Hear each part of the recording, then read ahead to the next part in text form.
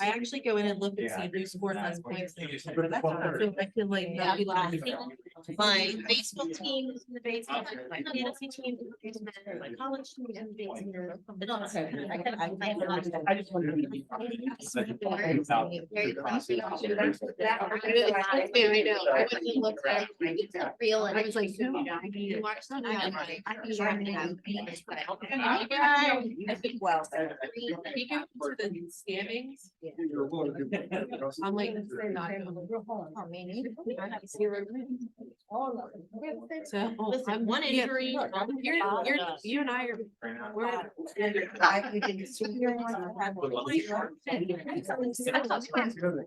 My friends was like, took the price up and see how we do. Thanks for coming back.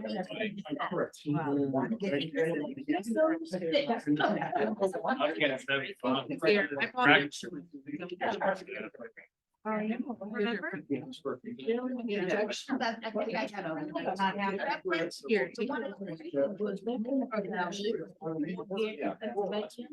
and I have to study like all the that stuff like that. for that, and I can cheat because that's all he had. How do you feel about the national? I want to get rid of Yeah. All the time you get it. And I used to Thanks for coming back. I appreciate that. So Thank you for coming. yeah, well, be careful what you say, because I'm about to pass the baton for a few minutes.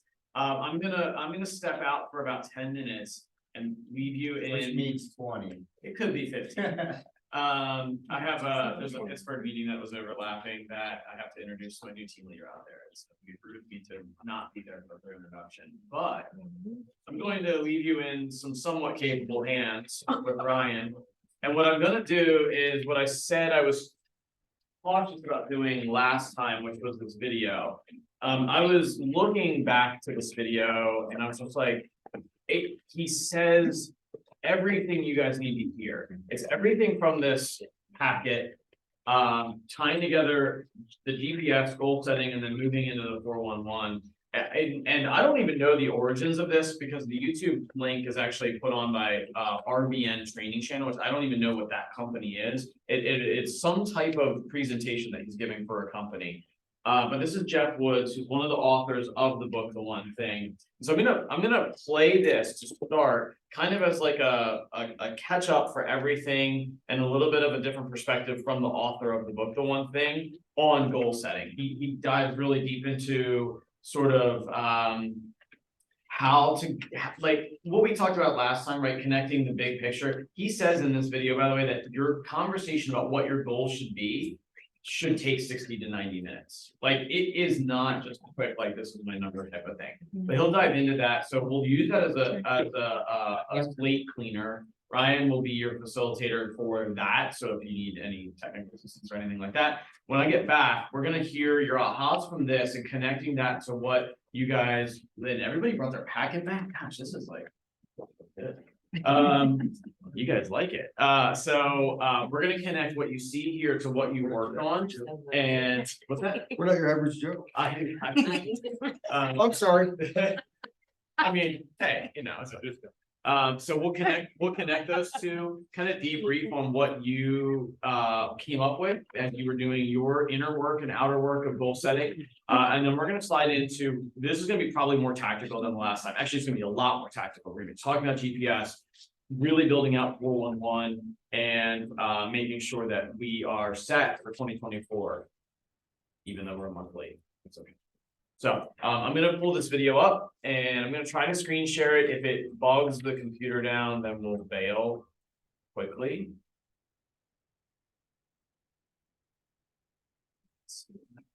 That's not a good look.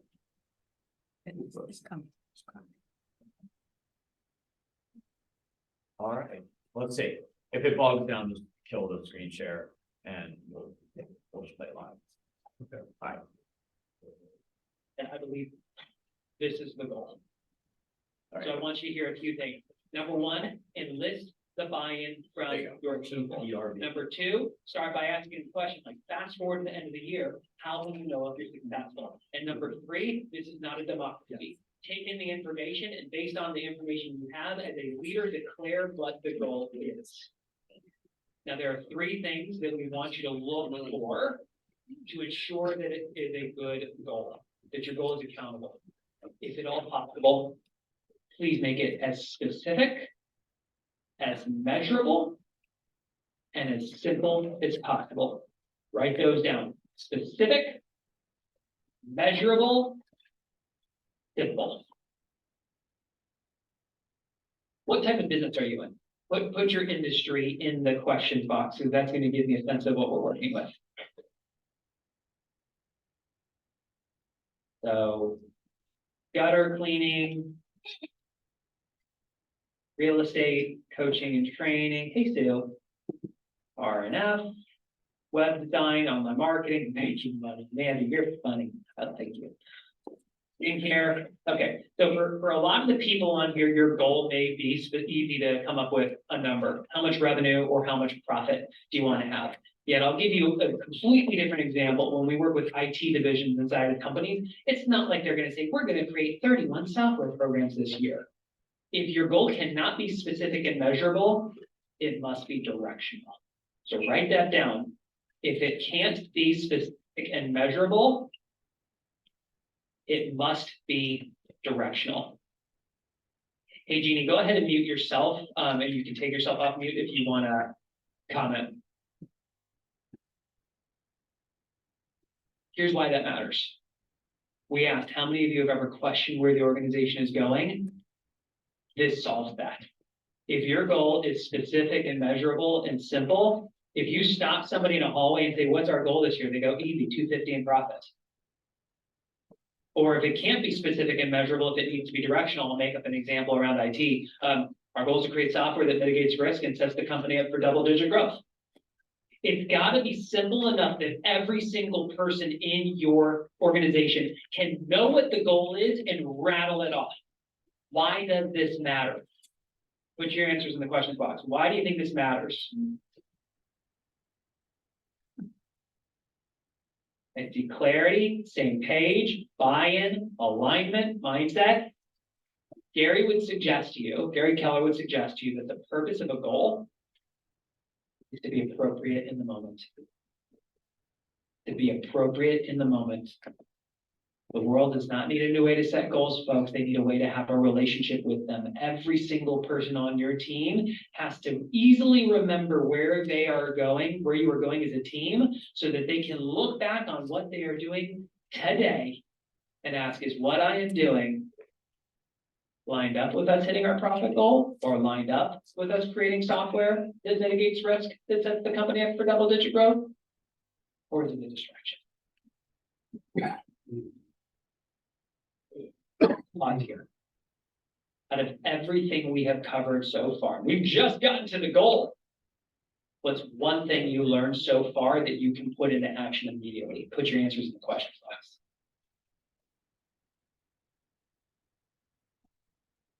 Chris asked, does the business one goal have to be profit? The answer is no, it does not have to be.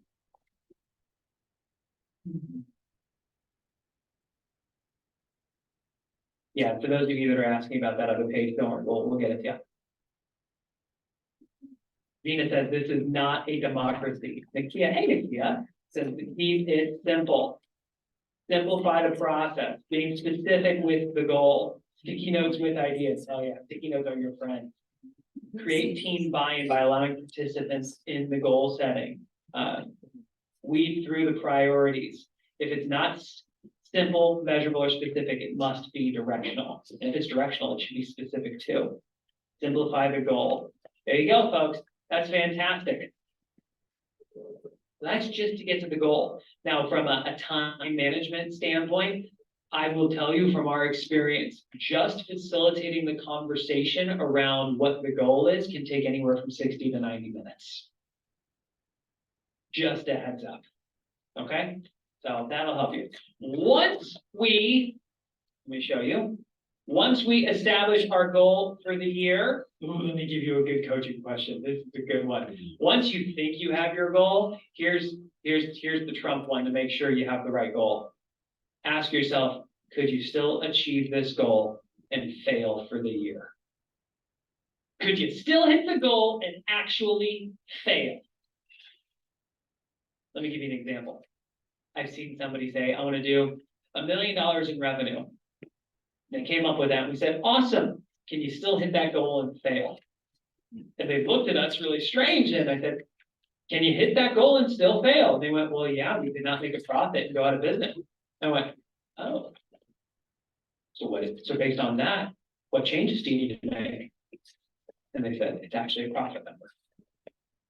So that will just get you to the goal. Once we've identified the goal, we have now earned the right to identify the priorities that would make achieving that goal possible. Now, let me give you some pro tips. Again, same thing here. I would suggest, this is what we do inside these companies, sticky notes and ask, what do you think are the major priorities we need to consider this year in order to achieve this goal? And each person writes down one priority or a sticky note. Boom, boom, boom, boom. And once every person had gotten all their ideas down on paper, you then get to bring them together and see what are the high-level themes. So I can tell with you, but my team we've already started to float some of these ideas around. We've been having conversations about what the goal might be and the priorities for a few months now. But growth, retention, operational stability, people, these are big, high-level priorities. They're not specific strategies. You come up with all of the priorities, and then what's the next step? You rank them in order of priority. Meaning if you could only achieve one thing, is it really this? Should you earn the right to achieve a second? Is it this? Should you earn the right to achieve another? Is it this? Out of curiosity, how many of you have heard my GPS story with Gary in my first 90 days? If so, put me, if not, do a question mark. Okay, well, most people haven't. So I learned this the hard way. In my first 90 days, I had to create a business plan for our business behind the one thing. And I came up with my GPS. We had a state of the company meeting. It was Gary, Jay, and myself. And I handed each of them a copy of my GPS. At the top was our big goal for the year. I then had 3 big priorities. We started talking about priority number 1 because it was first. Gary and Jay asked a bunch of questions. I answered them. I asked, are we good? They said, yeah. So I went and I started talking about number 2. And pretty soon, Gary started asking more questions about number 1. And I remember not thinking anything of it. I just answered the questions. I asked, are we good? They said, yep. So I answered their questions and went back to number 2. Finished up 2, started talking about number 3, and Gary went back to number 1. And for all of you who have seen Meet the Parents and understand what the circle of trust is, I felt like I was over here. Because I couldn't understand why Gary kept going back to number 1. But I did the best I could. I just answered the questions. You good, GK? He said, yeah. I went back to number 3, and after about 10 seconds, he just stopped me. And he asked a series of questions that truly changed the way I view time. He asked, Jeff, do you need to accomplish number 3 in order to accomplish number 2? I said, no. He said, do you need to accomplish number 2 in order to accomplish number 1? He said, no. He said, then do me a favor, just draw a line between number 1 and number 2, or even better, rip the page in half. And he literally stood there while I took my paper and ripped it in half. And then he said, don't even think about number 2 or number 3 until you've earned the right to by mastering number 1. Don't even think about number 2 or number 3 until you've earned the right to by mastering number 1.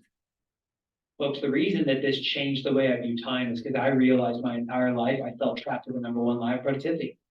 I treated everything like it mattered equally. Because these were all on here, I told myself it was only me. There was no other company. It was just Jeff. I told myself I had to move the ball a little bit on priority number 1, and then move the ball a little bit on priority number 2, and then move it a little bit on priority number 3. But I wasn't actually driving any one thing all the way to the finish line. Now, For those of you that said that you are not a part of a team, that if you are an individual who needs to have a GPS, yes, you are going to own all of these priorities. But once you declare your priorities, here's the pro tip. You put the name of who is responsible for that priority next to it. And that is a game changer.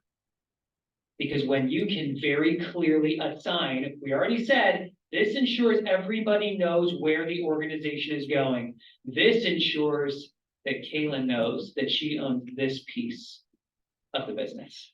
And that is her one thing. Tony owns this piece of the business. That is his one thing. I own this piece of the business, and that is my one thing. How many of you have done a GPS in the past and have not ever been taught to put a name next to a priority or a strategy?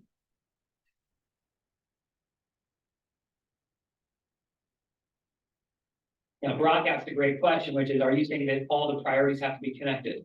They do not. But there might be multiple things going on. Like I can tell you for next year when we're looking, people might be number one, retention might be number two, and growth might be number three. They're kind of connected, but they don't have to be connected. So they say, if this is the case, how do you get the priorities in order of priority? Wonderful question. Rank your priorities in order of priority. If you could only accomplish one, what's the one that would make achieving your goal easier or unnecessary? Should you earn the right to accomplish a second, which would it be? Should you earn the right to accomplish a third, which would it be? And re-rank so your priorities are in order of priority.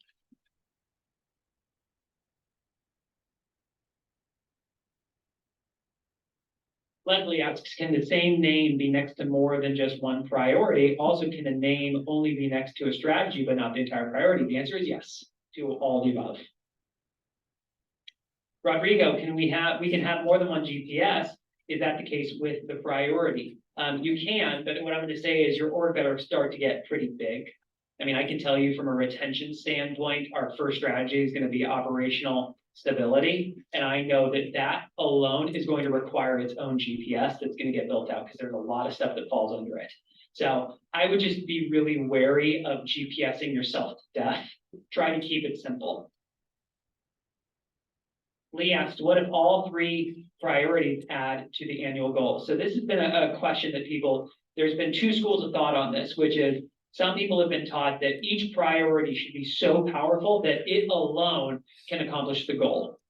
That way you've got 3 at-bats to achieve your goal. There's a lot of wisdom to that, and it's not always practical. If you're in the business that is more of a sales business, then you could come up with multiple priorities around each priority. Could be a type of lead generation initiative, and each of those can be so powerful that it hits your target for the year. But in most businesses, it does not necessarily work that way.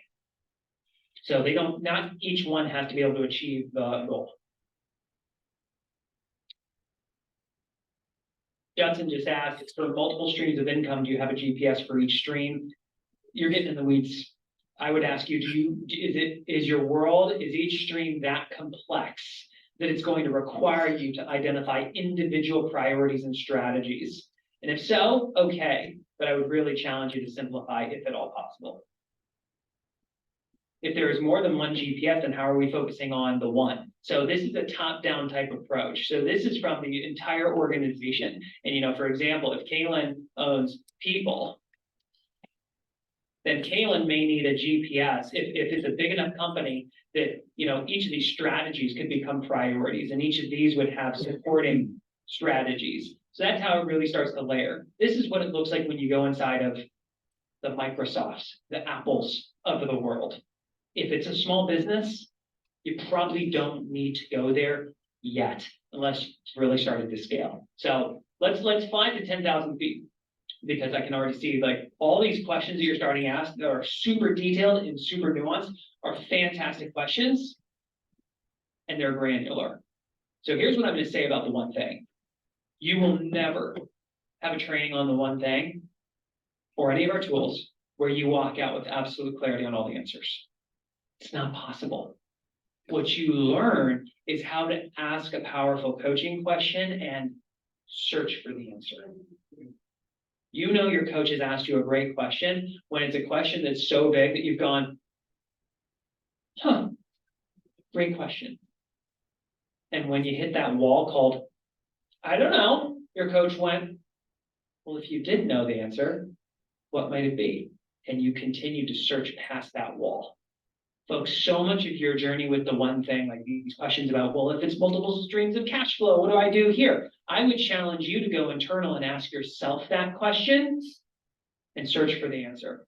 And based on that, put it into action, which will, you knock that domino down, it's going to set you up with some momentum to knock down the next one and the next one and the next one. This is a journey of asking great questions and searching for great answers, not having all the answers. Perfect place to start. All right. There's another section later about 411 that I'm gonna hold on to, and depending on how discussion time goes, we'll go back to that. Did Ryan do a great job?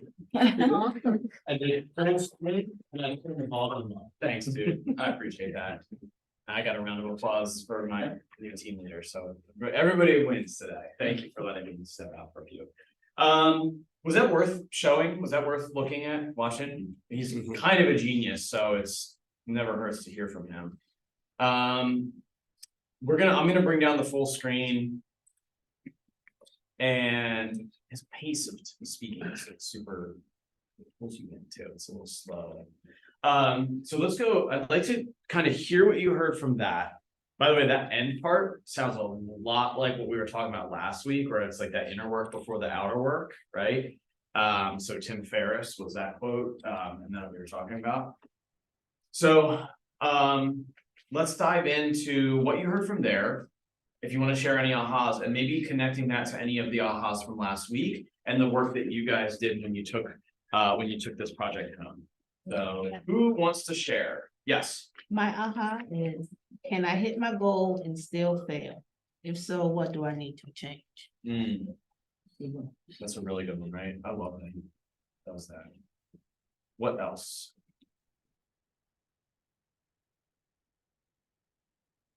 I love this part, when you start setting goals, you can get wild and start going, and how he curved it down and said, listen.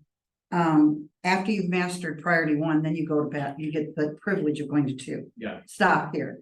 Yeah. Focus on here. Then it goes right along with our bold law of what you focus on expands. So I just thought that was a good reminder. Slow down. Focus here, let's get that, and then you can earn the right to move on. Earn the right to move. Anything else? Thank you for sharing that. I like to about ranking your priorities by importance. Like if you can't get everything done in one day, pick what's the most important and get that done. Yeah, because there's only so many resources, time and energy, and right. Yeah. Good. It forces you to. It's priority 1. I mean, literally priority number 1 for a reason.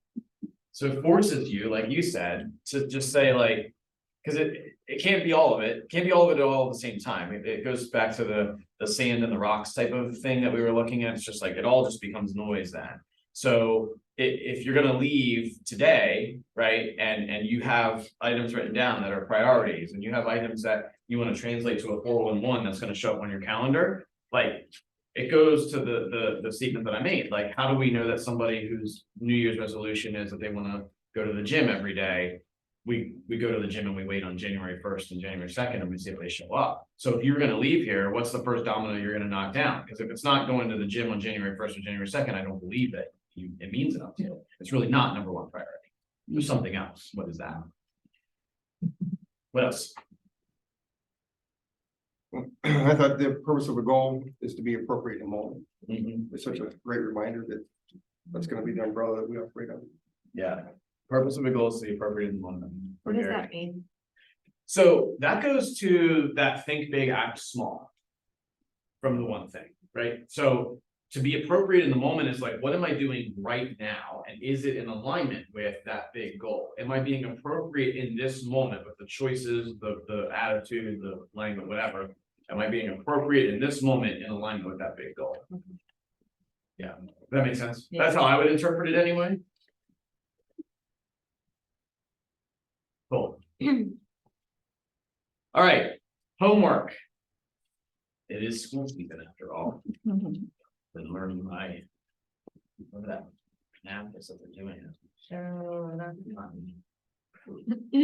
I'm not ready for that. So let's talk about what you guys came up with when you went home and stewed on all of the poking and prodding that we did last week about what's important to you, what you stand for, what are your values, what do you want to be remembered for, right? By the way, you guys know where those questions came from? Anybody know? Anybody know what the Keller Williams?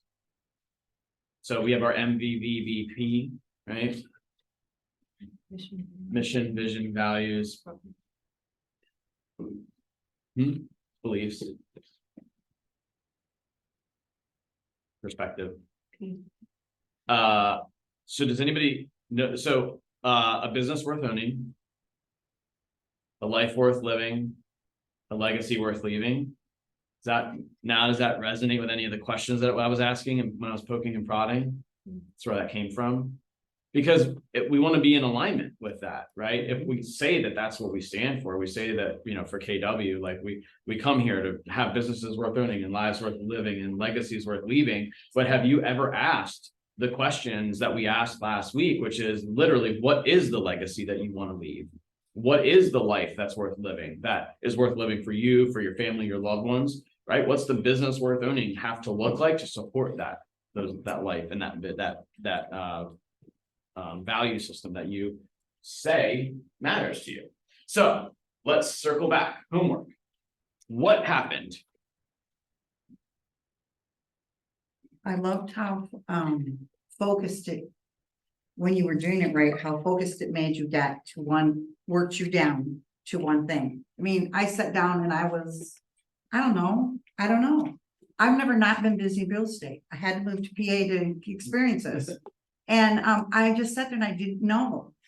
But I just loved going through the questions, just started writing things down and it started making it come to a pinpoint. So I really enjoyed that because I'm like, I felt lost in a jungle and didn't know how to get my way out. So.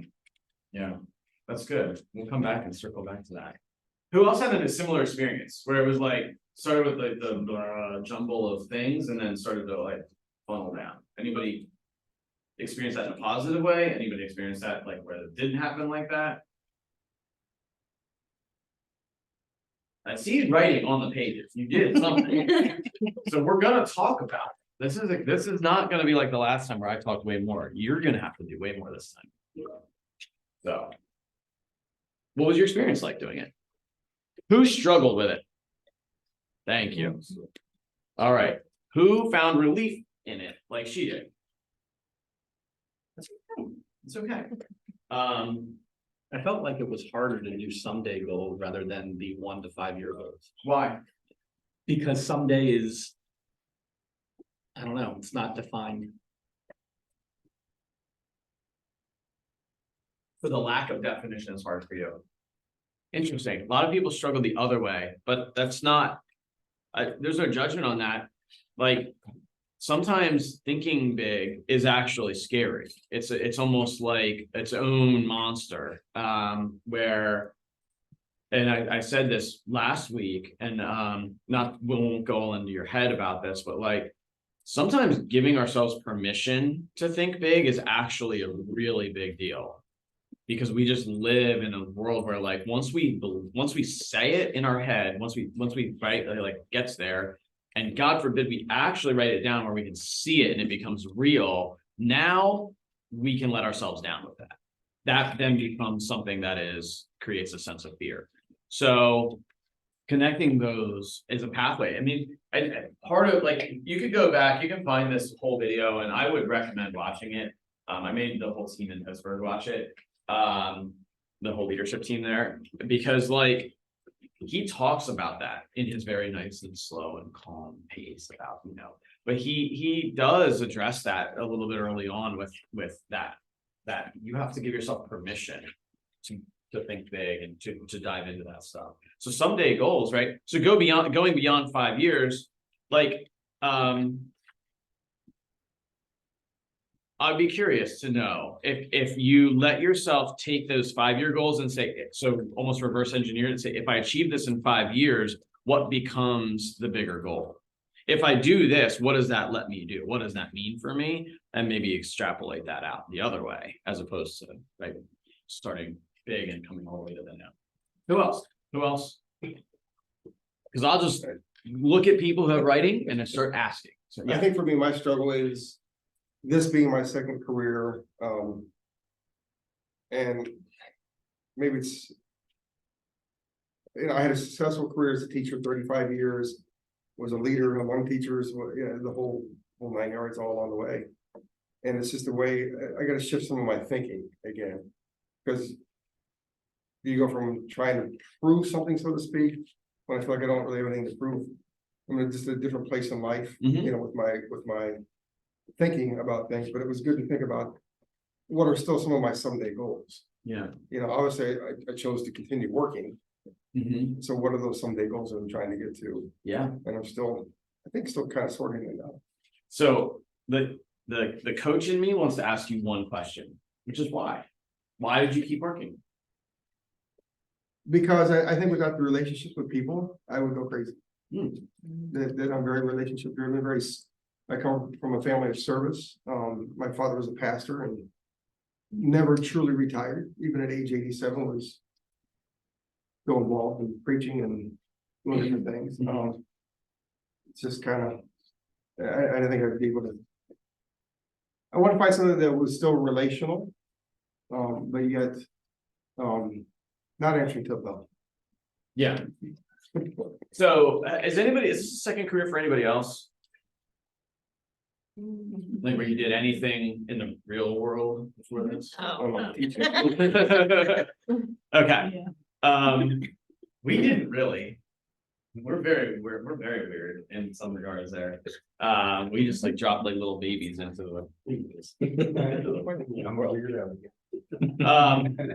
so I suspect that what you just said is probably the place I would go snooping around. Because understanding what that service means to you, and going back to that question that I asked you guys last week, which is what's the thing you want to do when you wake up in the morning and don't want to do anything?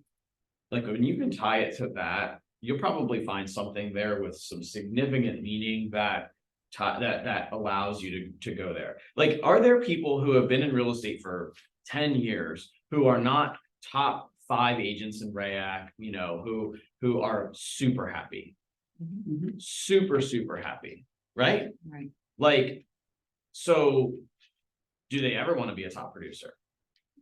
Some of them don't. Some of them don't, Some of them right? are just happy being comfortable where they're at and doing what they're doing.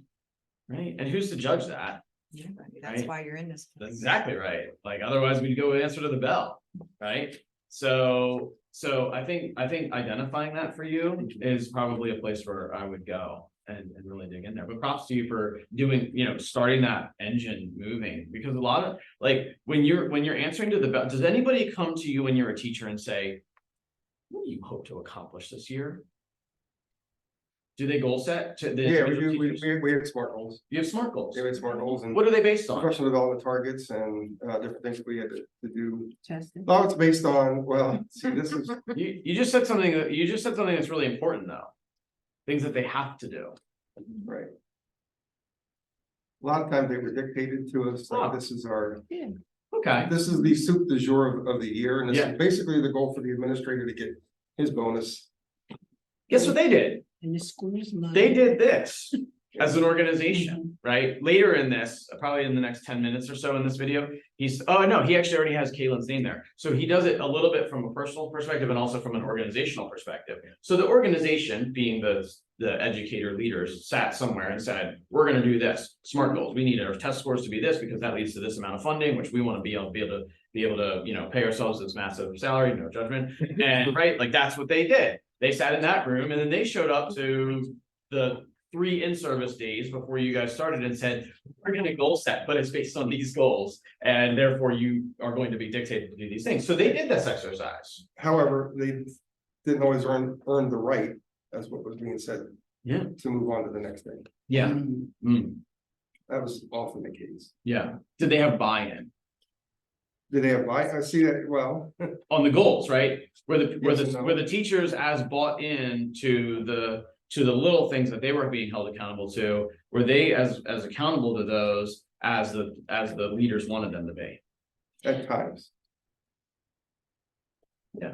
So this is where it gets into organization. This is where it gets to a leadership conversation. Honestly, it's like an organizational leadership conversation. It's a little bit different, but when you show up as an employee answering to the bell, it's not like this conversation where I say, what do you stand for? And what are you going to do today to bring to life your someday goals that are in alignment with who you want to be? Yeah. Nobody's asking that at the school. And I think part of the issue with education is you get so busy dealing with the alligators, you can't drain the swamp, No kidding. you know? Yeah. And with Are the students the alligators or the other teachers that are Yeah. just The curious? parents. The parents, yeah, Complex. yeah, right? So, well, that's actually a really interesting point though, because what is he really describing there? In the alligators to drain the swamp? Do we live that? Do we live that? Who are the alligators in our lives? Hmm? Myers and stuff. But they're your clients. Yeah, but they dictate to us kind of Mm, what, Yeah. how they want things to go.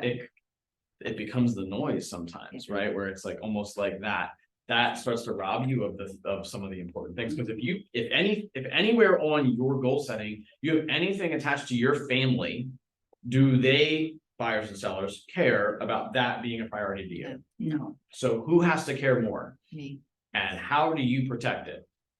by setting time that is for family and not for work. Being intentional, yeah, right? So then it's like, it shows up from the GPS, it shows up to the 411, and then it gets protected on your calendar. Because if a client calls you and says, I want to see this house tonight at 6 o'clock, and you say yes, but your calendar said you should have said no, then your goals are 100% being handed off to somebody else, and they're gonna live whatever life they want to live on your time.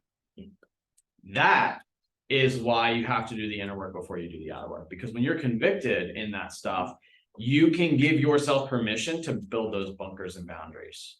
And well, I'm sorry. No, go A ahead. lot of times when you do those bunkers and boundaries, they will respect you for those.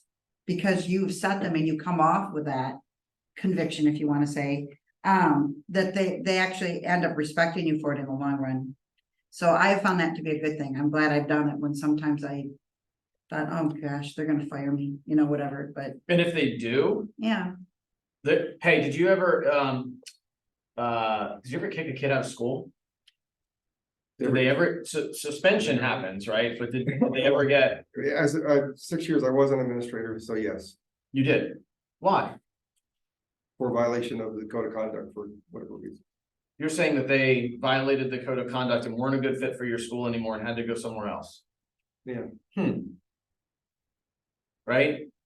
Do we like let the delinquents stay in our schools, Maybe. personal life, schools, right? Do we ever do that? Yeah. We're like, all right, they're loud and annoying, they don't respect my boundaries, right?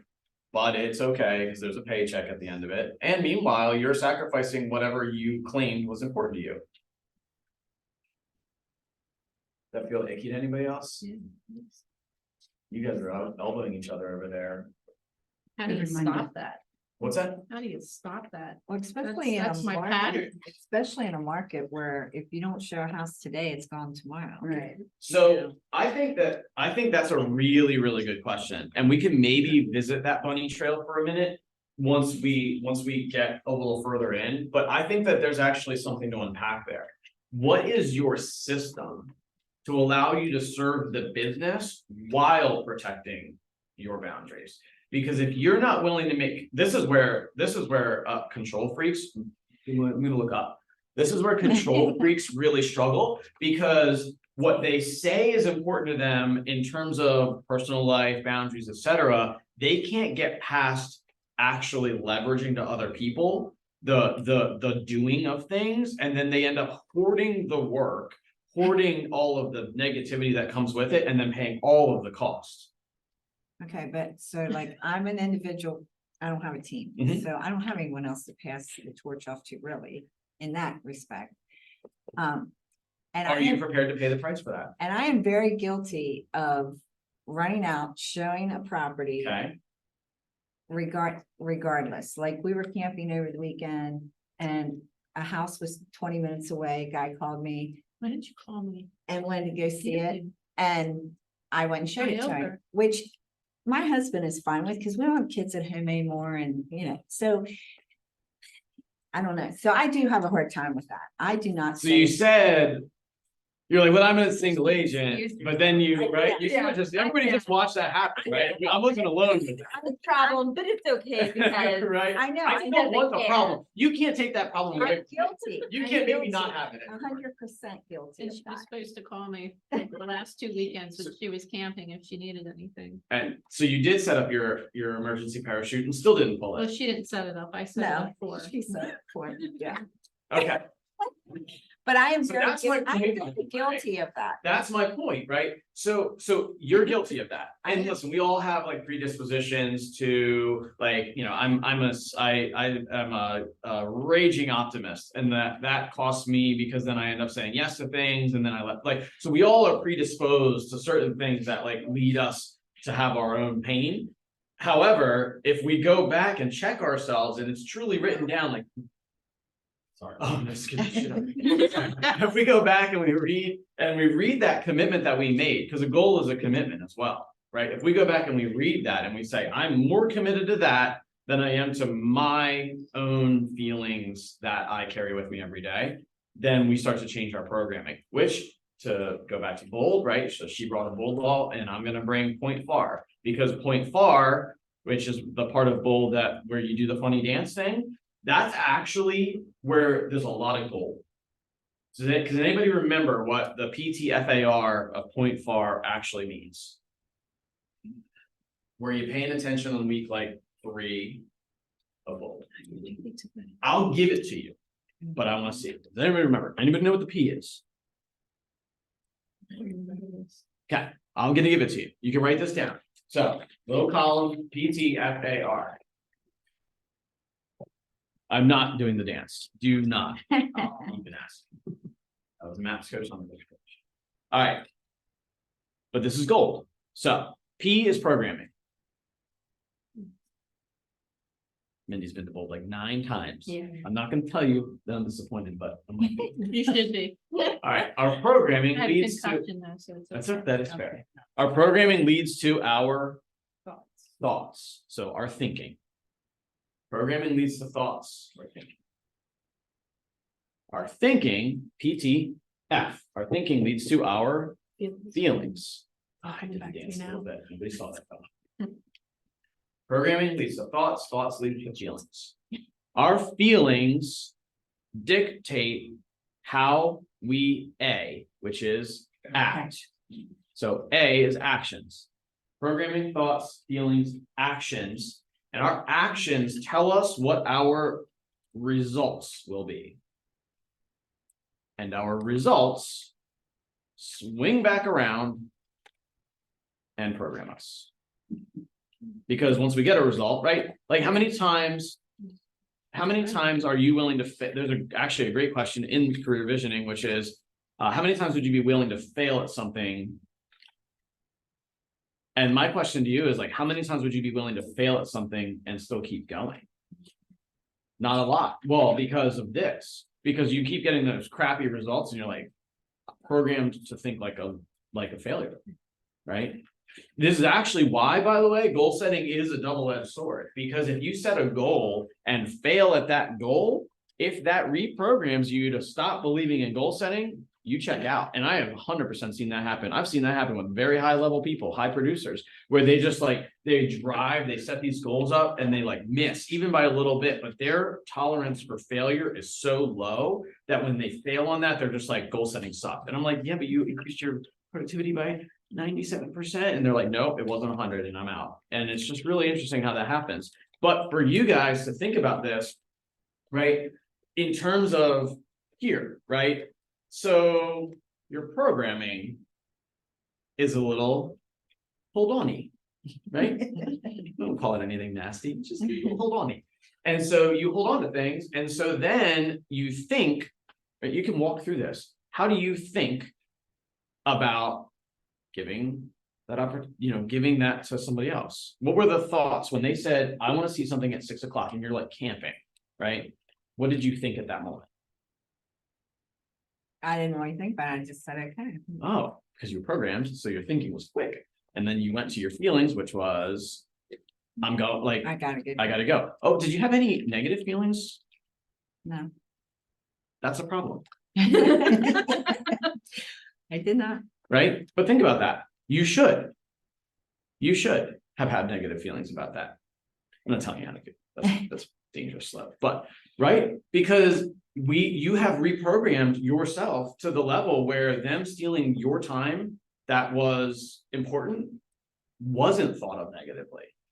You guys see how important this type of conversation is for even down to the level of like the boundaries that we put in place. So the boundaries, by the way, very much a conversation related to point far, because when you put those boundaries in place, the likelihood that you're actually going to live a life in accordance with those boundaries is very much tied to the programming that you have. And you need to make sure that you are because did Jeff talk about being in a relationship with your goals in that segment?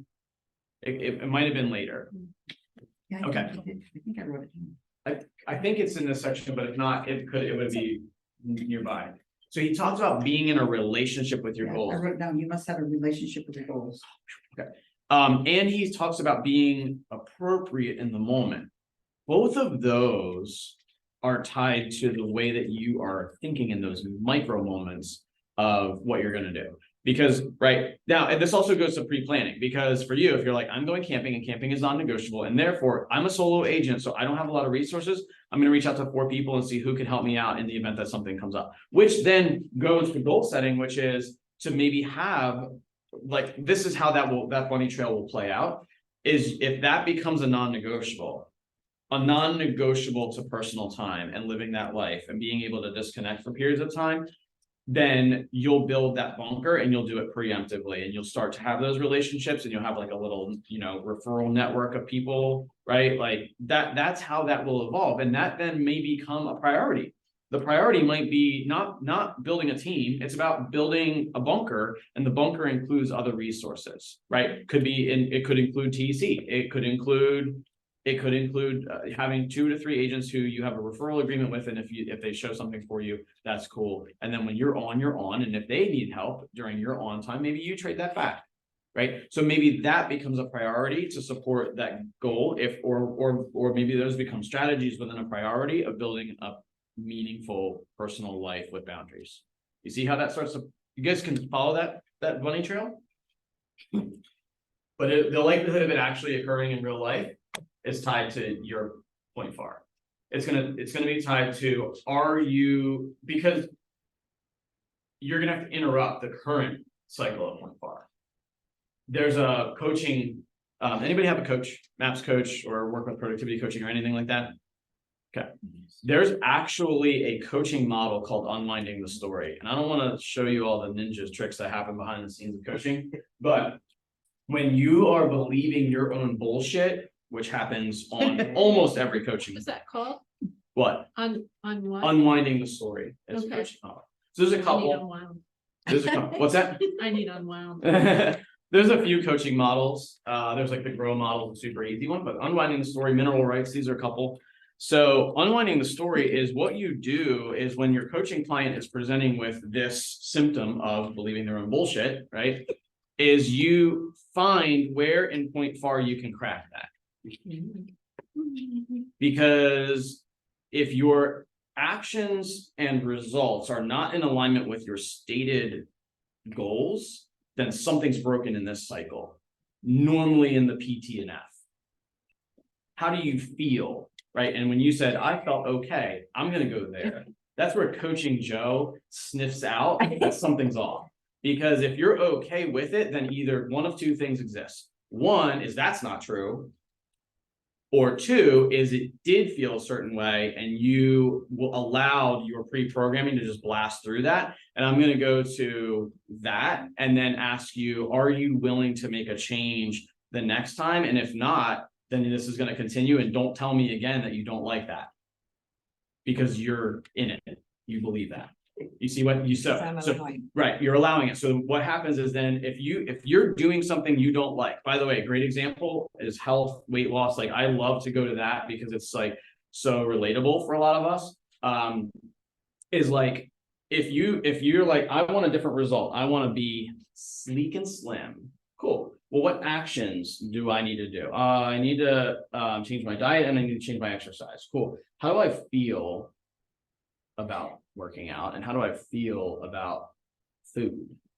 Well, I really like such and such. Okay, cool. So I need to figure that part out, and then I need to go to like, what's my thinking? Then we go to programming. And what happens here is, this is actually something from Atomic Habits. But I saw this presentation where what they were saying was like, if your goal was to lose weight, the very first domino was actually like what he did was this. He said, okay, the goal is to lose weight. What's the one thing? What's the biggest exercise thing that would make a difference for you on losing weight? And they were like, going to the gym. Great.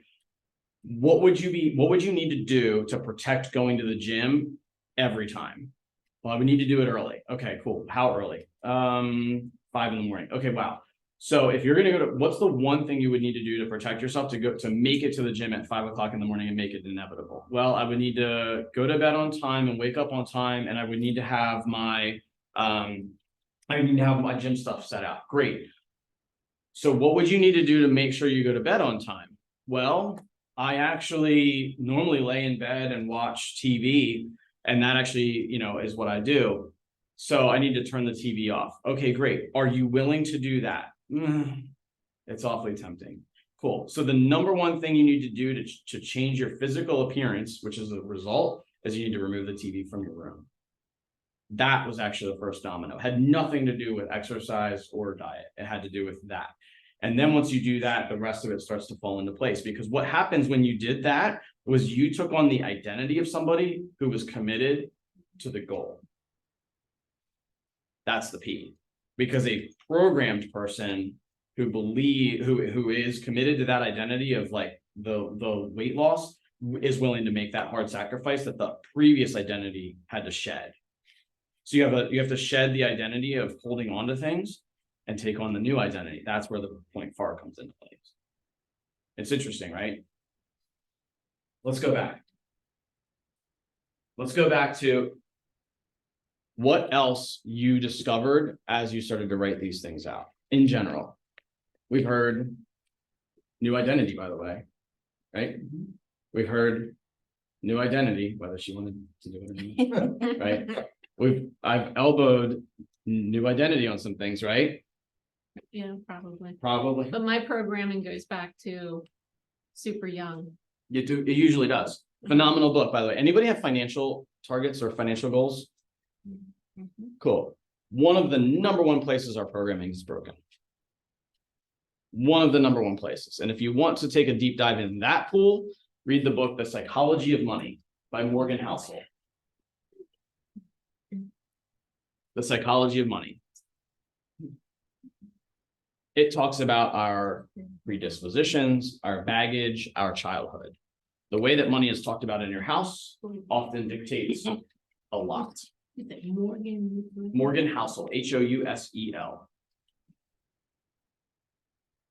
You guys know I'm a book nerd, so. My programming goes to in service of other people. So like my mom had a museum, my dad had his own business. So that was, you had to go do whatever that immediate need or kind of what Lori did. Well, and I do it all the time. we have to, and listen, you may just have to make a decision on what does service mean to you? What does service mean? Yeah. So I'm stuck on this with this camping and leaving to go do it. And maybe my program is broken, but if my goal is a financial goal Mhm. and I am going away on weekends, shouldn't I also build in like the allowance in my brain that sometimes I might have to leave my fun stuff to go work to make my goal? You might, but that is where your boundaries come into play. So she's got to figure out what those boundaries are for her. You would have to figure out what that means. But like like, why do people build a team? Why do people build a team? People build a It team should because there's a financial place that they want to hit. So it's either ego, productivity, financial, whatever that top pinnacle type of thing is. And if they want to reach that, the only way to reach that is they're going to exceed the capacity of a single human being, and then they need to leverage out. That's really the pathway. So that's what that comes down to. It's like you have a financial goal, because I heard you say two things, and there can't be two goals. I'm going to have a financial goal and I want to have my weekends. Are you committed to having your weekends, or are you interested in having your weekends?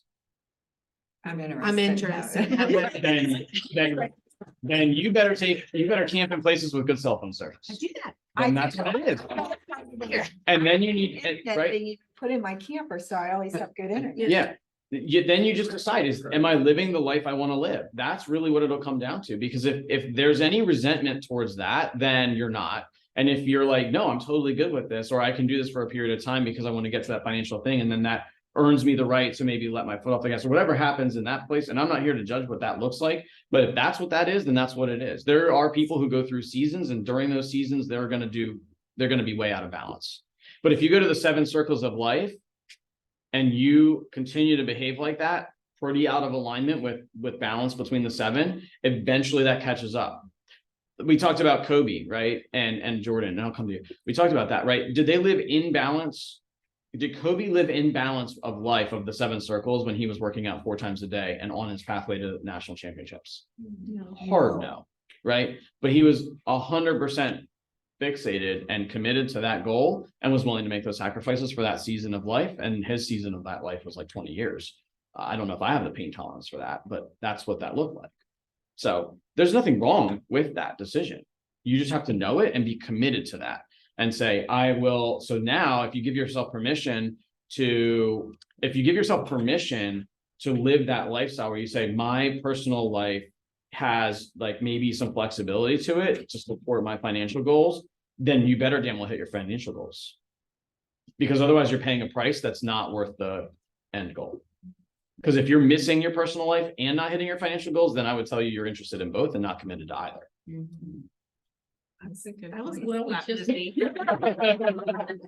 I don't know what your financial goals or your production goals are, but that's how that should feel. Is that when it's like, okay, cool, like, because we'll justify that shit in our head all the time. We're like, no, I'm doing it for the financial. Oh, are you? Let's look at the financial then, because that's what you said it was.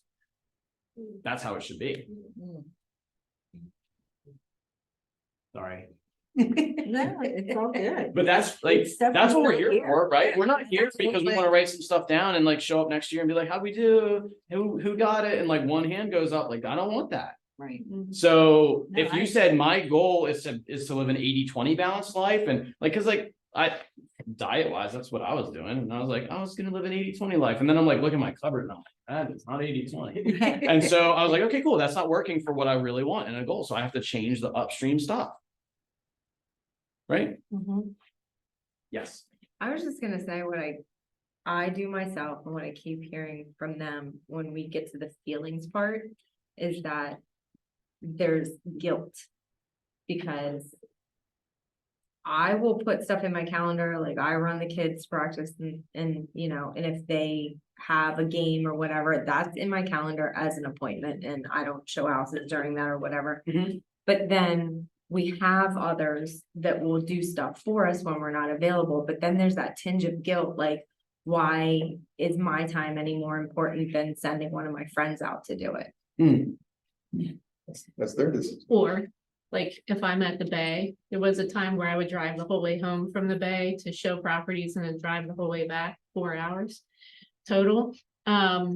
So most recently I called Lori to show a property for me, which is why I need to in here. Make it Anyhow, right. she showed for me. then at the whole time I'm down at the bay, I'm just like walking in circles. So, God, I can't believe that somebody's gonna have to do that for me and. Yeah. Pause for a second. Mhm. How much animosity do you have with yourself? None. What? I didn't mind at all. What? Tell me more about those feelings. Right? Oh my God, yeah.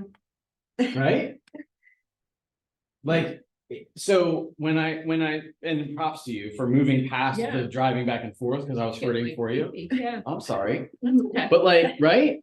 Because we have to decide. You decided, you're like, It's I'm just not doing the embarrassing. driving. Yeah, but No, it's if we're not. all not. honest It's though, not. we've all been there. We have, listen, I That's- still do it to Pittsburgh. I'm like, And that's why I don't call people when I'm away, because I don't want to feel guilty about somebody else. See, but again, I would help Taking- any of you with a taking my phone good- call, and- I would help any of you. and with so would minute. I. So, But I Look how don't like far we've doing come. it to other people.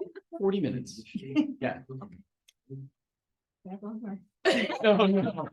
I opened a big can of worms. because I think for me, it would be different. My issue would be, asking somebody, but trusting that they would do it the way that I would. That's why people, that's really what also happens with teams. When you build a team that you can control the standards of what that looks like. So.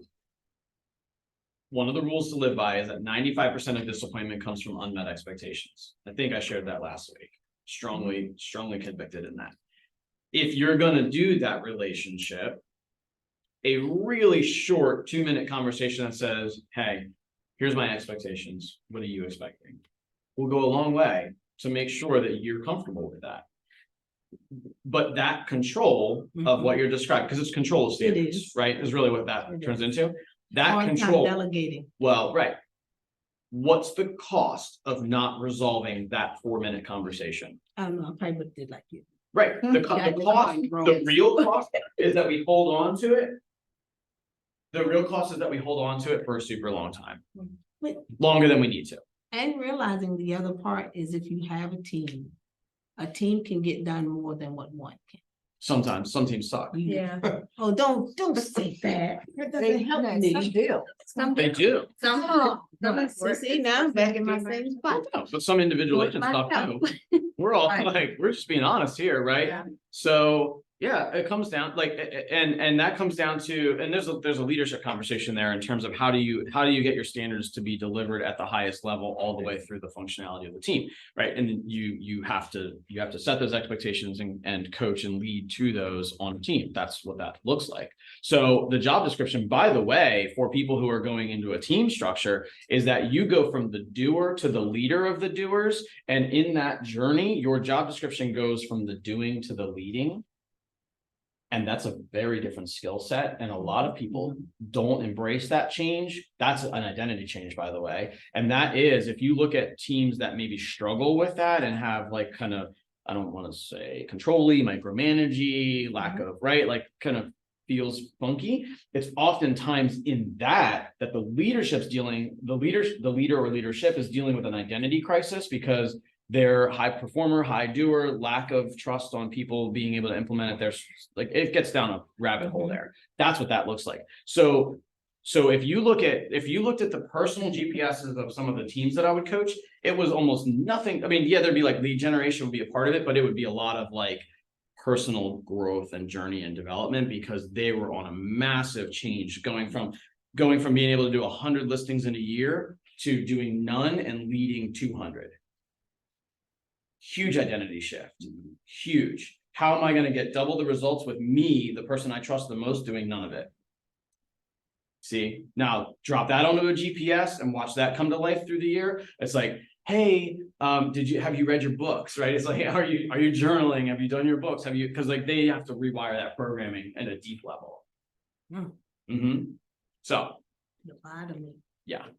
I'm just Right. more comfortable being the doer, helping Right, everybody else and not asking. right. That's okay. I'm with you. I Right, think but at the that's a same program for that. Yeah. But at But the same hearing time, this right now, we're not all alone. How many independent or individual agents are in here? Who's individual, completely individual. And who's on a team? Part of the team? Not yet, auditioning. Yeah. Okay. So that, I mean, I'm not passing any judgment on that, right? Because there are different structures of teams and you can have little partnerships, you can have little informal things, totally cool, right? Breaks the MREA, but who cares, right? It's your life, right? If that's based on, Survival. right, yeah, but MREA, just to remember, like, people feel guilt and shame about, I'm like not in that, some people feel no guilt about that, which is also different, but that's best practices of $1 million net teams. Do you have a goal of being $1 million net team? No. No. Okay, well, then you can read it for entertainment, take from it what, you know, you're willing to do and embrace and throw the rest away. It's fine with me. Okay, Okay, so you call that an acronym, what's that? MRA, what? Millionaire Real Estate Agent. It's the red real estate agent book, real estate book that. It's out that there. Gary If you Keller. go above, you'll see it out there. Okay. I want to talk about the 7 circles. Who on their goal setting journey that you guys took home, who accounted for the 7 circles? Spiritual, physical, personal, key relationships, job, business, and finance. How do those show up in your goals? So I have financial as number 1. Oh, Surprise.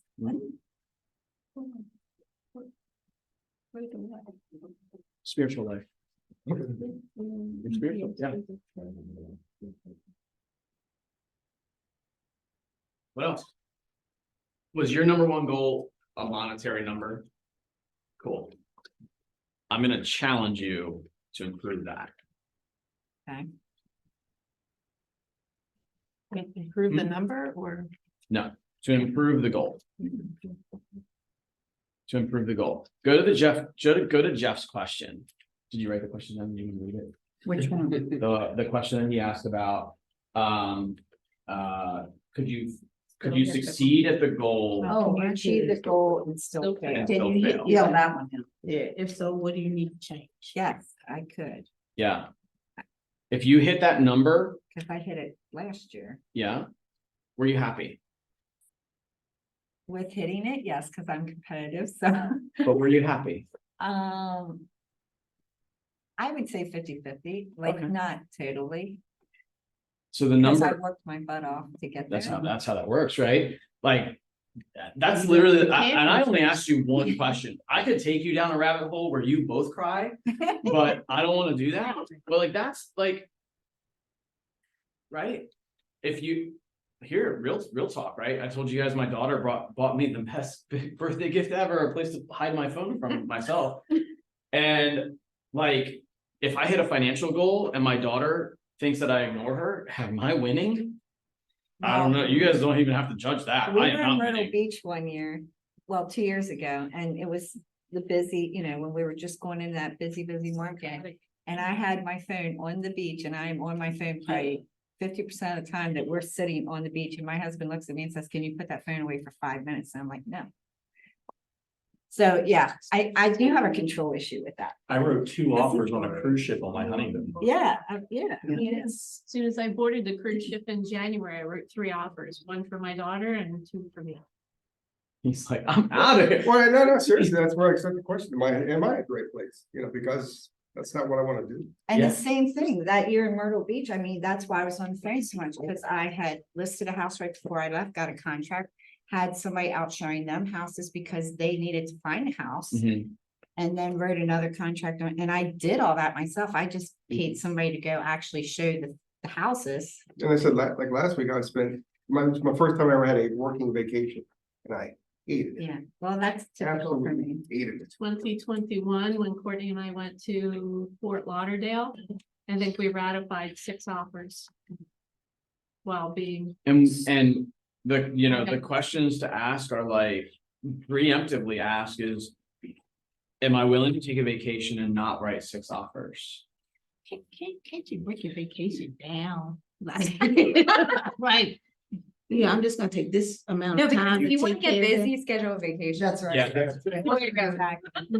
So Joe, Yeah. we did, I had 5 children we, before I left. the market center that I came from, it was what do you want to call it, incubator? Mhm. And then it got to be a real deal so I was in the incubator stage, like one of the first agents I hired for that one. Anyway, because there was no teams, everybody was individual at that point, and there was a lot of this going on, this talk here of, I don't know what to do, I don't.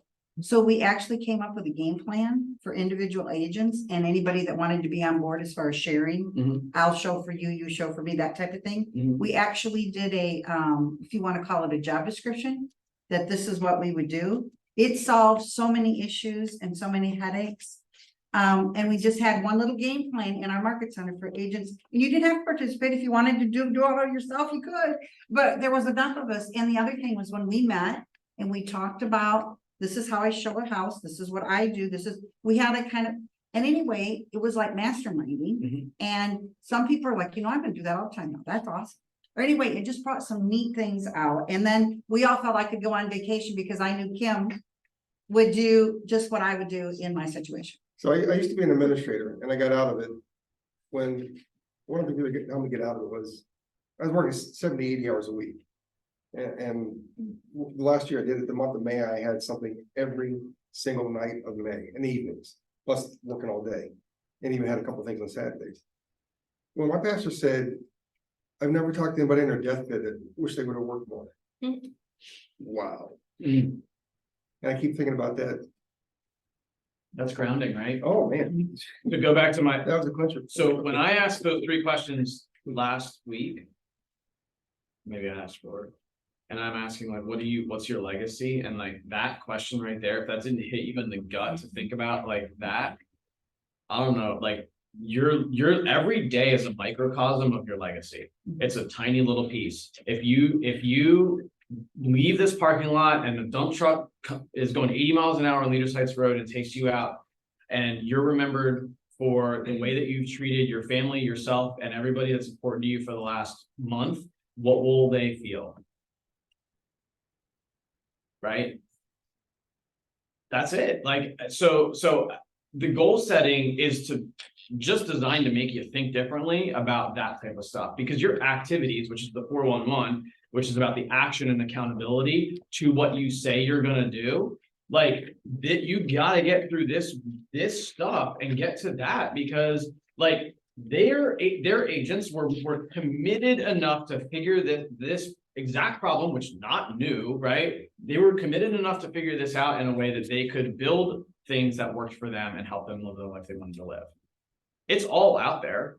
Could you conceivably have a TC and an agent buddy who will work some stuff for you and be able to go camping, to have your phone shut off at your 48 hours until you're going to be able to get back to somebody, and that is what it is. Could it happen? I guess it could. Okay. Are you interested in it or committed to it? I don't know if I can give up the control of all that. Go to that PTFAR thing, right? So it is absolutely the hardest part. None of the rest of the conversation even matters, to be honest with you. That's why we keep going back to it, because as you start to give me your things that you worked on or whatever, the things you wrote down, it always goes back to that. Writing down your financial thing. And I say, are you happy? And if you ask the question, could you achieve the goal and still fail? And if then it's not right, I'm challenging you right away. I think you're G soft, because it's just a number. We will absolutely crumble on a number, or so one of 2 ways. I've seen it happen. We'll crumble on the number and just give up, or which goes back to programming, because then we program ourselves to not believe that we can achieve them, or we will destroy the other circles of life. We'll hit the financial goal and we're not happy anyway. And then what did we accomplish? So was it the right goal? I love a quality, what? That was a lot. It's, yeah. Yeah. So I love a goal. Financial goals are cool as long as they're qualified. Sorry, we'll do one. Qualitatively, right? What I mean by that is like, what's that money good for? Write this word down. What's significant about that? So whatever your goal is, ask that question. What's significant about that? And then when you get to your priorities and translate this out to a 411, which is really just the way that things show up from an action-based perspective on annual, monthly, and weekly, then you'll do the things. If it's not significant, when was the last time you absolutely poured yourself into something you didn't care about? No. Never. right? We're willing to take uncomfortable action if it solves a meaningful gap in our life. Right? So exercise. I was interested, 80-20. And then I was like, okay, there's a lot of ice cream in that freezer and my cabinets have a lot of carbs. This isn't going 80-20 anymore, right? And then it's like, I asked the question, so my daughter's 8, right? Going on 16. And I was thinking to myself, so she's 8, 10 years till she's 18. What kind of dad do I want to be when she's 18? And it wasn't lame. Wasn't my answer, right? Active, able to take her on vacations, able to adventure with her. And I'm like, oh shit, ice cream's gotta go. And I'm not going back. I might, right? I'll dabble, scoop here, scoop there. But like, right, I'm not like, if it means enough, if it's significant enough, you'll do the things. But it's not gonna be an every night treat. It won't be, and it was getting there. Yeah, lots of veggies in my house. So that leads us to the 411. So the way that the GPS tips over and turns into a 411 is you take your priorities and strategies from that, all of that icky feeling work that you guys took home and slugged your way through, and you turn that into what are the monthly, weekly, and daily things that I have to be doing that have to show up in the tiniest little increments, being appropriate in the moment, right? To achieve that goal. Like, if you have a financial goal, again, no harm in it if it's significant, but if you have a financial goal, if you have a health goal, whatever, right? Like, if I took a snapshot of the way that you spent the hours of the last week, would I have been able to figure out that that was your goal?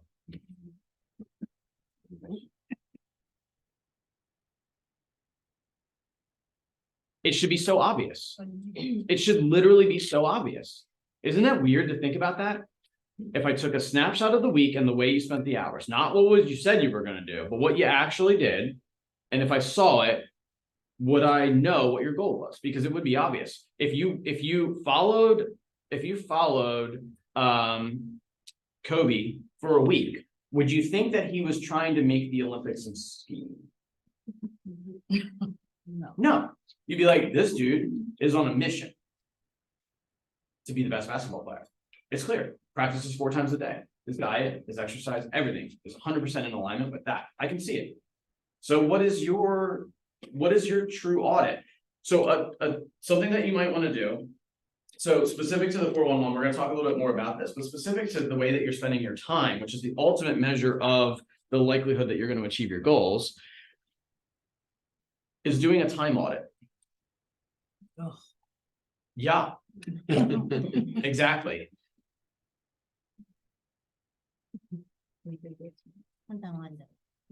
Doing a time audit. So here's how a time audit works. 48 hours and every 30 minutes. And if you're, No, he's more generous. I was going to We say, did it every 15 minutes. I was just going to say, and if you were a sociopath, every 15 minutes.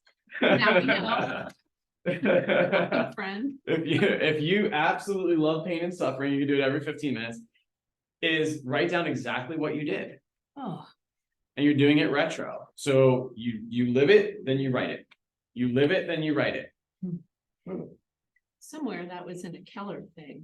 Yeah. Every 15 minutes. I would. I wasn't a sociopath on my own. Within the first 30 days of me taking a coaching client on, I made everybody do this. They universally hated it and loved it at the same time. Oh, yeah, I think Bridget made us do it. too.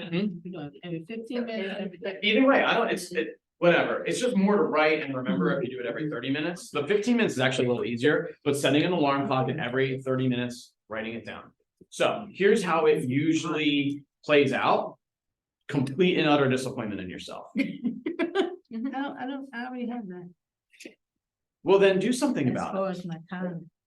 Because we wake up with the same 1440 every day. Mm-hmm. We wake up with you and Elon have the same 1440.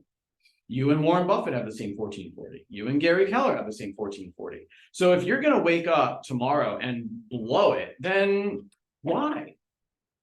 Why wake These up? stuff. You said why? Like why wake up? No, why do that? Mind blowing. No, it's your time. It's your time. Spend it how you want to spend it. Don't spend it by accident. No, terrible, terrible. So. So the 411 is the term 411 comes from 1 annual, 1 monthly, and then 4 weekly items. And that's really where that number comes from. I don't really love it, but from the name of it, but that's what it's about. And it's about action and accountability. So you should be able and this is a great thing. So who is married, has a significant other that they care about, if any hands go down, yeah, that they care about and want to succeed in life together. Okay. Can I give you a pro tip? What? Run a boardroom meeting for your family. And do it on a regular basis for 15 to 30 minutes over the weekend. And if you're really, really feeling like an overachiever, incorporate some transparency to what you're doing on your 411.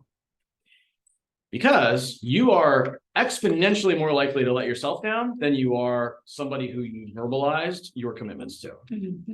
Especially if it's your partner being your boardroom, right? So have a real boardroom conversation. This is a game changer. I say that because as I was coaching a husband and wife team, I somehow stumbled into that being like a specialty of mine. And I ended up with like 3 or 4 husband and wife partnership teams, some of them extraordinary producers. And there was one, and I took them on, they were from another coach. And they're like, yeah, like we talk numbers. I was like, okay, cool. We're going to continue to do that, but we're going to do it in a way that's meaningful. And so they had their boardroom meetings. And one of the things that they tracked was their net worth. They tracked how much they had in held real estate assets. Do you know how often held real estate assets changed for them? Did it change weekly? No, they didn't buy a house every week. But every week they got together and that number and what they wanted it to be, it was a reminder that they were doing something that was moving them towards financial freedom. Because the very first coaching call we had, I said, what's your goal? And they're like, nah. I was like, okay, no, but like, what's your real goal? Like, what's really important to you? No, what's really, really important to you? And it was, I want to be able, they're in Rochester, New York. It sucks there. I've been, it snows, it's cold, it's gray, very gray. So that's where they're like upstate New York. And they were like, I want to be able to go to Florida and not be a slave to my business. I was like, okay. So enough financial freedom for that to occur. I don't know what that number is. We can find that. We can figure that out. We can smart that up, right? So we did. And they got there. They got there. They had to build a team because they couldn't be away for 6 months and have the team. Okay, well, cool. Well, let's take on that identity of a leader. How do we bring talent in? How do we give value? Right? Like all of that had to happen if that goal meant enough, and it did. Over that time, they bought multiple properties, but they also funded a property that their son bought. Their son was leaving college. He bought a 4-unit, and they funded it using a self-directed IRA. So then they became the bank on it, and their family owned the asset. And they literally changed the entire trajectory of their family's financial future. And it happened because every single week they were absolutely diligent about that, a family meeting. And so you can do that. And if you're not willing to be transparent with your partner, I would ask, why not? Question on the 401, so like week 1 through 4, are the things gonna be the same every week? Sometimes. Okay. So sometimes, and also what you'll find is that like those really key things that pop up that are non-negotiable have to get done, they move to the top of the bottom, right, of the week, like where something might pop up and it's like, I must get this document finished. And then that's like an 80 or 20%er, right? That's like, I gotta get that done. So that flows to the top, and then you might have other things that flow to the bottom. And here's the other thing, is that as you go week to week, you earn the right to check the things off. So if you don't finish something, it kicks to the next week. This goes to programming, because if you get used to kicking things future, you just disrespect yourself. So that's why coming back and cycling back to what's significant about that thing. Like if you find yourself kicking a task down the road, ask why. Why am I so willing to not do this? Because if you do, then I would ask you, like, how is that serving your goal? And if it's not serving your goal, get it the hell off and move something on there that's absolutely non-negotiable. Because you're just living it kind of accidentally. So here's 3 questions that you could be asking about your 411. So the what is it you want to accomplish? Where are you going to find this? I know you're writing and answering my question. So what is it you want to accomplish? That's going to come from your GPS. Yep, the goal setting. This is for the 411 specifically, right? So what is it you want to accomplish? Then you're going to ask, how do you want to do it? This is activity-based, action-based. How? How tells you literally the actions that you need to do. There's another question that's not up there. It's the why. That's why I made you go deep on the goal setting, because if you find yourself not having clarity on the what, how, and when, you're going to go upstream to the why. The last piece is when, and this is when are you going to accomplish these things? Just go see your time audit, because you can do a time audit before you've really implemented any changes for goal setting. And then you could do another one maybe 30, 60 days down the road. Because who feels really busy right now? Who feels really busy? I feel really busy. If you feel really busy and you're truly running at capacity, and then you do this cool goal setting exercise, you're like, I got new big goals. Where's the room for those actions that are going to be different? So doing a time audit while you're still sorting that out lets you figure out what's robbing your time right now. I say robbing, like you might be investing, it's an investment, right? So where are you spending your time now? And then figuring out, what am I going to make changes on there to be able to allow me to have the capacity to do the things that are most important? Because part of it might also be, and I'm going to show you this in a second, part of it might also be that you need to go through these in order to figure that out, which is the 4 Ds of getting your 411, your activities, your accountable activities into real life, which is, what are you going to continue? By the way, I'm speaking to the 2 of you right now, just the 2 of you. What are you going to do non-negotiably? What are you going to delegate? What are you going to delay? And what are you going to dump? And if you're not doing those 4 intentionally, you're doing them accidentally. You're delaying your relationships. Eventually, your relationships get dumped. Right? You can't delegate your wellness to other people. See how it's supposed to force you to do the things that are important. So these 4, but if you do your time audit and you can maybe go through and say, all right, what's something I'm going to continue to do, non-negotiable, in alignment with my identity and who I want to be. What could I delegate? Maybe you put up parentheses around that. It's a yellow flag, and it only gets delegated if you reach a point where you have a capacity problem.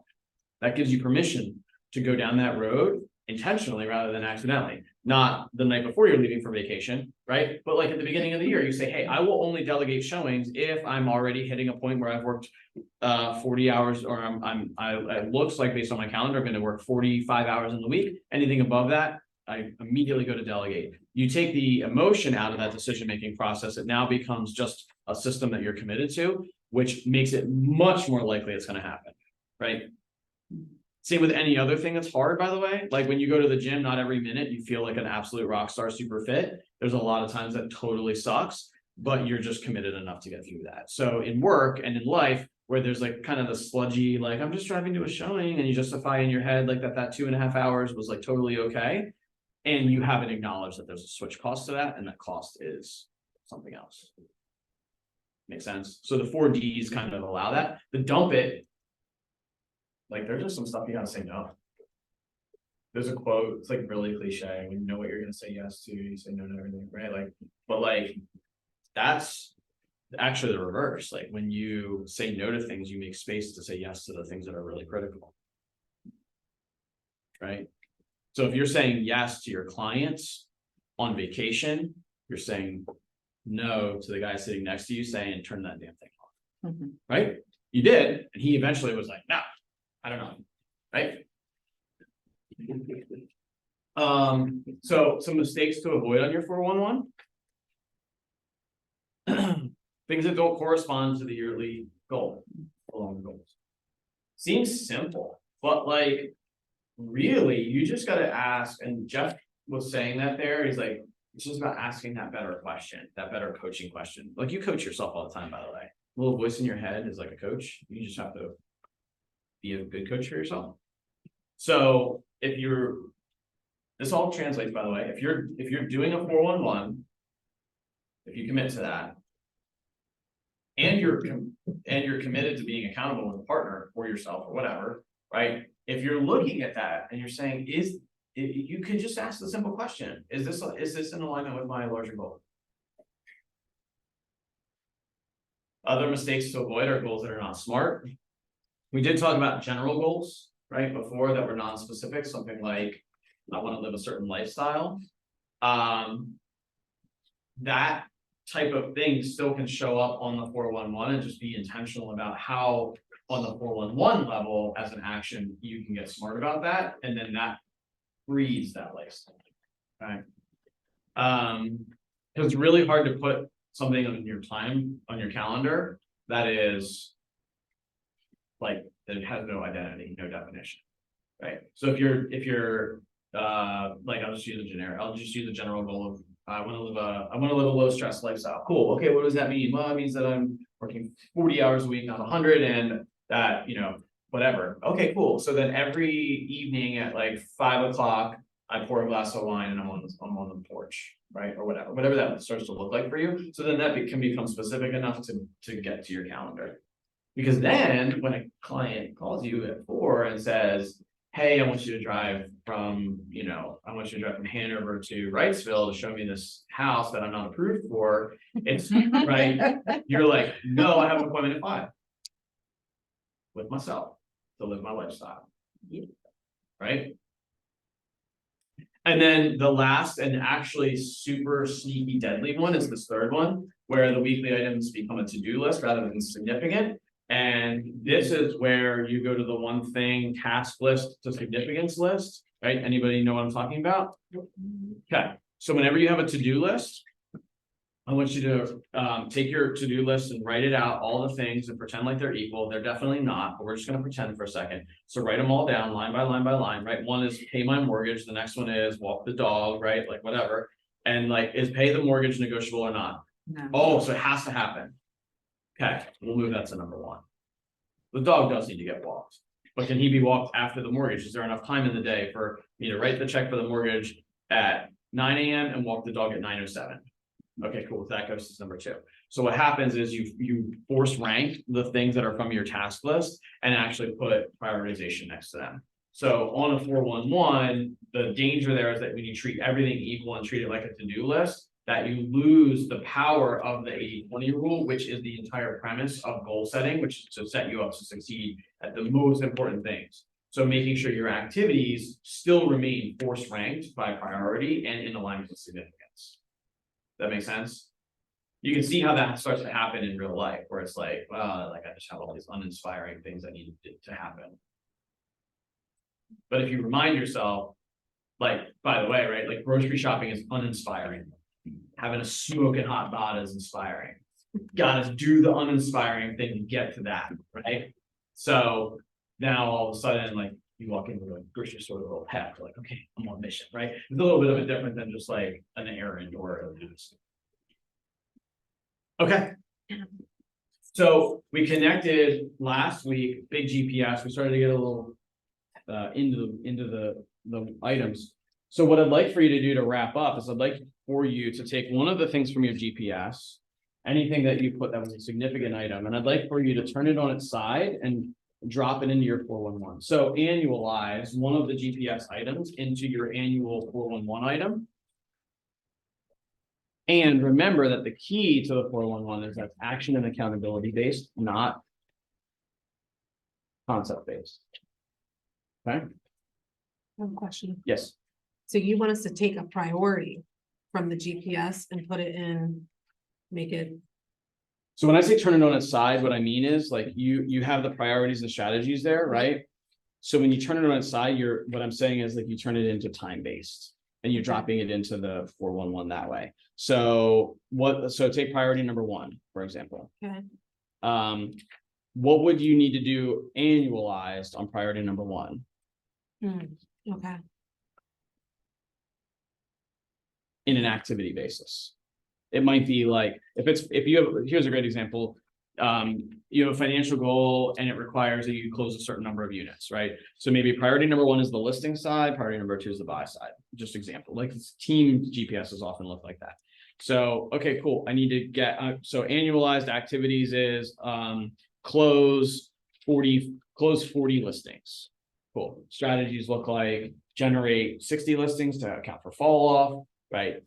Et cetera, et cetera, et cetera. Cool. So it's 40 listings in the year. Now, when I drop that in annualized on an activity basis, it's going to be what are the actions that are tied to that goal? So it's going to be attend 60 listing appointments to generate 40 listings. okay. So then it smarts it up and it's action you can control. You can't control 40 listings closed. You can only control the lead measures. So if it's 60 listing appointments, you can control, you are going on those 60. That is an action you are in control of. Then you're going to drive that down into a week, which is going to be like, I'm going to do 16 hours of lead generation and or 2 listing appointments this week. However the math breaks out. I'm just making that. Does that make sense? Mhm. So then it becomes smart.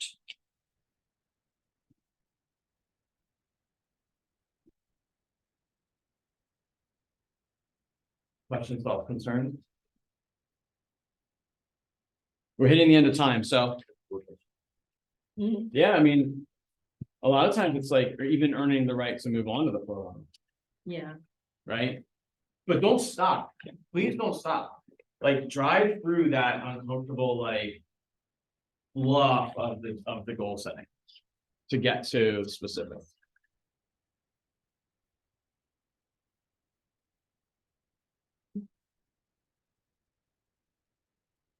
Does yours make sense now? yeah, Does that help? yes. Okay. Yep.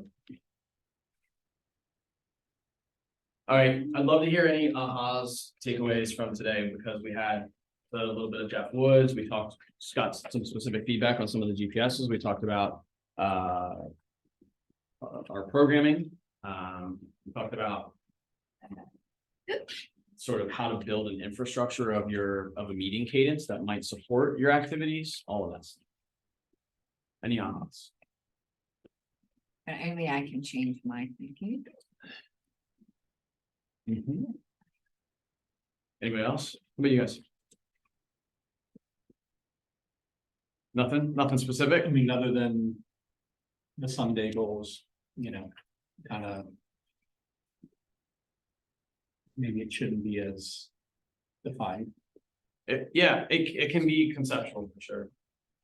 Do you have a bucket list? No. So, Yeah, I mean, I have a few things, but not like an actual list. I think there's a lot of power in writing out a bucket list. Totally irrelevant to this goal setting, but I think if you just write down like, Hey, Joe. hey, good to see you. Good to see you. If you just write down maybe 10, 15, whatever there's no perfect number, but like things that you would like, I would love to do that in my life. And use that to kind of inspire that conversation a little bit. See what that does. Yeah. Like I realized that I had like, it's one of my bucket list items is to climb a mountain taller than 10,000 feet, which are not all that many in America. And that would be super cool to do, right? But it's also kind of dictates a little bit of like, it also encapsulates a little bit of my driving force, which is to live a life full of rich experiences. And so then like other things that showed up on my bucket list were taking Lydia to the Olympics at some point in her life, and like skydiving. It was like all like experiential. And I was like, oh, wow, that really paints for me that I need to live a very intentional life from like the way I produce money, because none of those things are cheap, right? the way I stay in shape, like, so then all of a sudden, like, the little pieces started to fall into place. My bucket list actually was very tied to my someday goal of like living a very rich and fulfilled experiential life. Which is very esoteric, like up in the head, right, up in the sky. But then those things can happen. You can like put a check mark there and say, did it. So. Cool. Any other ahas? I like that I was reminded when you, and I've heard it before, but it was like, especially with thinking of you guys too, giving me the right or giving myself permission to say no. It's like just going there and saying, oh, that is okay. Because when we're servant people and you want to serve, that's not the first thing that comes to your head. But in ahead of time thinking, no, I have the permission. I give myself the permission to say that because I want to be here. And so that was another, it's like, oh, that makes me feel better. Yeah. That I've given myself that permission. If anybody consider themselves to be like a servant giver type of personality where like that's a driver? Have you read the book Go Giver? Yes, it's good. That's a great book. It also helps, I think, with this conversation of just, Well, I think, yeah, getting into I forgot about that book, but in fact, that was one of the first books I was told to read when I got into real estate.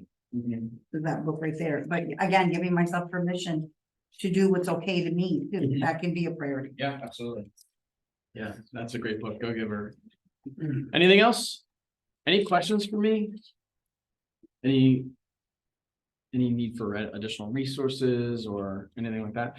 If you want to confidentially send me anything to ask me like for feedback or edits on anything, I'm happy to do that. And would be totally cool if you even if it's just help or to work through a roadblock or something, by all means reach out to me. Happy to do it. Okay. Was this helpful? Yeah, Yes. very much. Very awesome. Cool. Well, I appreciate it. Thanks for the opportunity. Thanks, Joe. Yeah. How were you talking? How? Oh, my email address is joeccoaches@gmail.com. Joe C Coaches. There is a Joe Coaches who has gotten email from the foster period. Yeah, Joe C Coaches.